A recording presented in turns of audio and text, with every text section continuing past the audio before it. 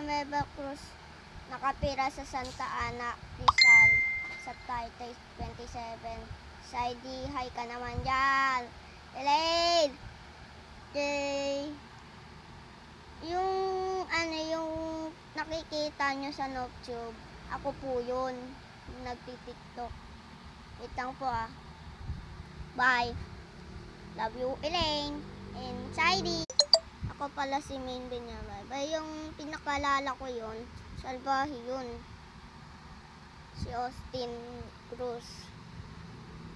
Nakatira pala siya sa Santa Ana ng Barangay Santa Ana. Hi, Elaine and Saidi. Goodbye forever. Wala na daw si Dandy, namatay daw sa cancer. Bye. Bye.